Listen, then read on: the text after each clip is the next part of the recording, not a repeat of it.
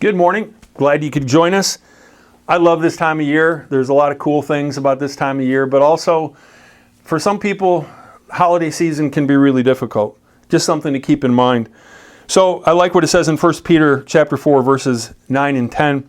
Cheerfully share your home with those who need a meal or a place to stay. God has given each of you a gift from His great variety of spiritual gifts.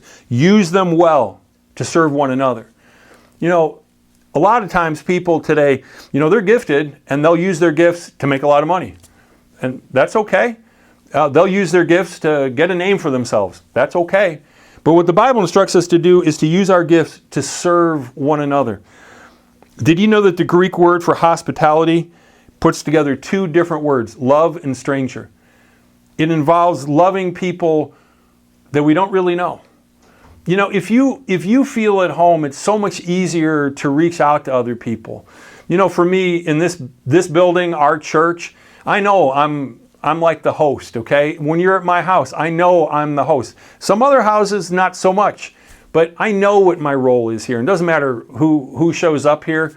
I want to try to make people feel welcome. Do I fall short of that? Sure, I do sometimes.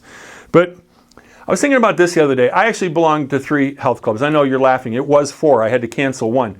But it's all understandable, but I won't waste your time with it. But there's one that's really close to my house. And I go there a fair amount, but there's one that I've belonged to since 1994. That's the one I prefer to go to.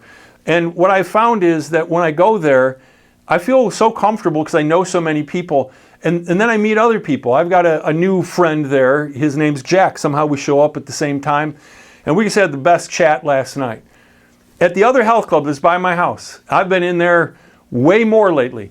I've never had a conversation with anybody. One guy kind of yelled at me once, but that's it. I got yelled at once.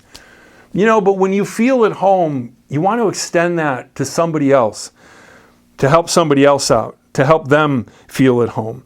So this Christmas season, I want to challenge you to make Christmas better for somebody else.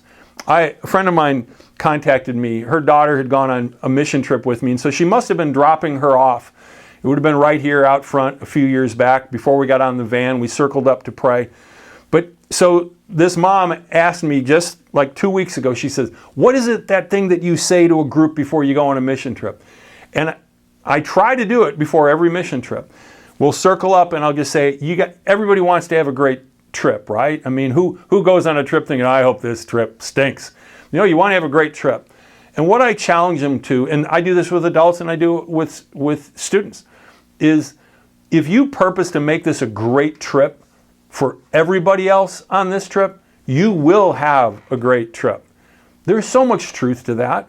That's the Jesus style. When you serve others, it's more blessed to give than receive. Jesus said it, He meant it. And so this Christmas, remember, it's Jesus' birthday, not yours. So do something to practice hospitality, to love a stranger, to do something that's out of the ordinary. Yesterday, I had a chance. There's something I've been trying to figure out what to do, and maybe I'm being taken advantage of. I don't know. But you know what? I finally decided I'm going to do it. And if I'm taken advantage of, that's okay. This Christmas season, go out of your way to love a stranger, because that's the story of Christmas. I was a stranger to God, and He went out of His way to come to earth for me and for you. May we do the same. God bless you. Have a great week.